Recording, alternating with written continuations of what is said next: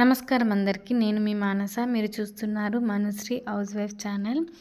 ఈరోజైతే నేను పల్లి పట్టీలు అంటారు కదా, అవి చేద్దాము అని చెప్పేసి పల్లీలు చాలా రోజులు అవుతుంది తెచ్చి, అవి అట్లనే ఉండిపోతున్నాయి.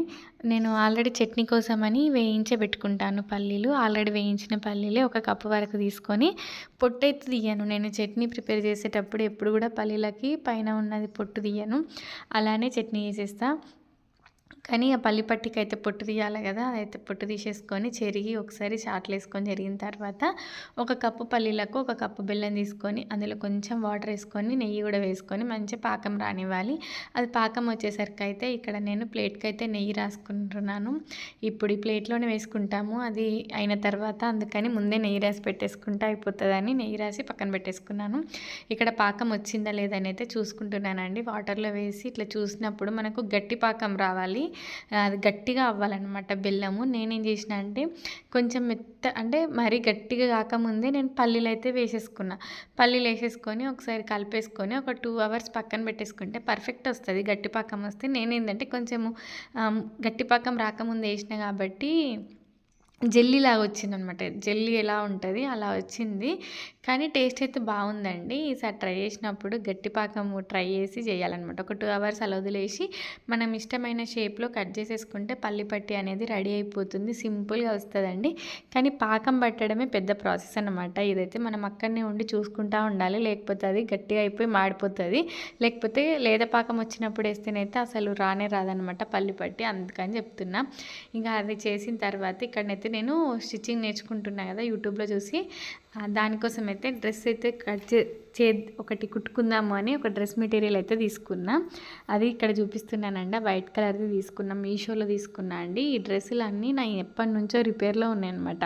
అంటే హ్యాండ్స్ పొడవు అవ్వడము, లేకపోతే కింద లెంత్ ఎక్కువ అవ్వడము అలా ఉన్నాయన్నమాట. కొన్ని మీషోలో తీసుకున్నాయి, అవి కూడా కొన్ని నేను అమ్మ సారీస్ తోటి స్టిచ్ చేయించుకున్నాను అనమాట. అవి స్టిచ్ చేయించుకున్నవి ఏంటంటే నాకు నేను ఎప్పుడైనా కూడా బ్లౌజులు కానీ డ్రెస్సెస్ కానీ స్టిచ్ చేసిన తర్వాత నాకు నచ్చకపోతే నేను వేసుకోవడం మానేస్తా, కానీ నాకు ఇలా కుట్టిండ్రు నాకు అలా కుట్టిండ్రు అని ఎప్పుడు కూడా వాళ్ళని అనమాట. అదేందో నాకు అట్లా అనబుద్ధి కాదు. డ్రెస్సెస్ అయితే ఇవన్నీ పక్కన పెట్టేసుకున్నా, కొంచెం లెంత్ ఎక్కువ కుట్టింది ఆమె అని చెప్పేసి. ఇక అవన్నీ ఇప్పుడు నాకైతే మిషన్ ఉంది కదా, కట్ చేసేసుకొని కుట్టుకుందాము అని చెప్పేసి అవన్నీ తీసిన బయటకు. కొన్ని అయితే కట్ చేసి కుట్టినా, ఇంకా కొన్ని ఉన్నాయి. ఇక ఇక్కడనైతే ఫస్ట్ ఫ్రాక్ కుట్టిన నేనైతే, అది నా చేతులతోటి నేను కుట్టిన ఫస్ట్ ఫ్రాక్, చిన్న ఫ్రాక్ అది. ఇదైతే నేను సారీ కట్ చేసేసుకొని నేను కుట్టుకున్నా. ఇప్పుడు నేను వేసుకున్నా చూడండి, అది నేనే కుట్టుకున్నాను అనమాట. కొంచెము నెక్ ఉంటుంది కదా, బ్యాక్ సైడ్ నెక్ కొంచెం డీప్ అయింది. అది కొలతలు నేను సరిగా తీసుకోలేదు, అది అంటే డ్రెస్ కొలతలు కాకుండా టేప్ కొలతలు తీసుకున్నా, అందుకని అలా వచ్చిందనమాట. అది కవర్ చేయడానికి నేను అట్లా నెట్ లాగా అట్లా వేసేసుకున్నాను అనమాట. ఇంట్లో ఉన్నప్పుడు వేసేసుకోవచ్చు కదా డ్రెస్ అయినా. నేను ఫస్ట్ డ్రెస్ అయినా కూడా బాగానే కుట్టినాను నేను అనుకుంటున్నాను, నా ఫీలింగ్ అది. ఇక ఈరోజైతే ఇక్కడ లెంత్ ఎక్కువ ఉన్నాయి, ఇంకా 2 డ్రెస్సెస్ ఉన్నాయన్నమాట, 2-3 డ్రెస్సెస్. అవి కట్ చేద్దాము అని చెప్పేసి ఇక్కడ చూసి అది కట్ చేసి ఆల్రెడీ స్టిచ్ చేసేసిన. అటు సైడ్ ఎల్లో అండ్ బ్లాక్ ఉంది కదా, ఇది నేను మా అమ్మ సారీస్ తోటి కుట్టించుకున్నాను అనమాట.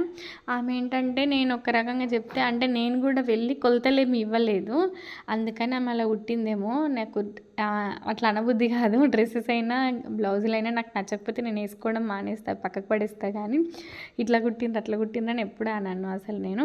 ఇది సారీ తోటి కుట్టించుకున్న డ్రెస్సు, లెంత్ ఎక్కువైంది కానీ స్టిచ్ అయితే బాగానే ఉంది. అందుకని చెప్పేసి నేనైతే ఇక్కడ టేప్ కొలతలు చూస్తున్నాను అనమాట. మనం నడుము దగ్గర నుంచి కిందికి చూస్తే తెలుస్తుంది కదా మనకు లెంత్ ఎంత ఎక్కువ ఉంది అనేది. 4 inches ఏమో 4 inches 5 inches ఎక్కువ ఉందనమాట. అది చూసుకొని నేను కొలత, అంటే నడుము దగ్గర నుంచి కొలత చూసుకొని, అది అంబ్రిల్లా ఫ్రాక్ కట్ అనమాట. అందుకని మనము మధ్యలో నుంచి అంతా తీసుకోవాలి కదా అని చెప్పేసి మార్క్ అయితే పెట్టేసుకొని మంచిగా కట్ చేసేసుకొని స్టిచ్ అయితే చేసేసుకున్నానండి. స్టిచ్ చేసిన తర్వాత నేను చాలా బాగా అనిపించింది నాకైతే. నాకు ఏంటంటే కాళ్ళ వరకు అంటే వేసుకుంటారు కదా లాంగ్ ఫ్రాక్ టైపు, అలా వేసుకుంటే నాకు అంత కంఫర్ట్ అనిపించదు. బయటకి ఎక్కడికైనా వేసుకెళ్ళడానికి కానీ, లేకపోతే నేను కొంచెము హైట్ కొంచెం మామూలు హైట్ అనమాట, మరీ హైట్ కాదు. నాకు హైట్ ఇంకా అది వేసుకుంటే ఇంకా కొంచెం హైట్ తక్కువనే అనిపిస్తుంది, అందుకని నాకు అవి కంఫర్ట్ అనిపించేవి వేసుకుంటే. అందుకని కొంచెం హైట్ కట్ చేసేసుకొని స్టిచ్ చేసుకుంటే బాగుంటుంది కదా అని ఇవైతే కట్ చేసేసిన అండి. కట్ చేయడం అయితే చూపించలేదు అది. ఇక్కడ చూడండి మంచిగా అంటే మనకు షేప్ అయితే మళ్ళీ షేప్ అవుట్ కావద్దు కదా, మళ్ళీ వేసుకున్నప్పుడు అస్సలు బాగుండదు అని చెప్పేసి జాగ్రత్తగా మెజర్మెంట్ తీసుకొని అయితే కట్ చేసిన తర్వాతనైతే ఇక్కడనైతే దాన్ని డబల్ ఫోల్డ్ చేసి స్టిచ్ చేయాలి కదా, అందుకని నేను ఇక్కడ డబల్ ఫోల్డ్ వేసి అయితే స్టిచ్ చేస్తున్నానండి. ఈ మిషన్ నేర్చుకుంటే ఇన్ని బెనిఫిట్స్ మనకు. ఎక్కడైనా కుట్లు పోయినా, ఎక్కడైనా పిల్లలే చినిగిపోయినా, మనకి ఏదైనా రిపేర్లు ఉన్నా మంచిగా చేసుకోవచ్చు.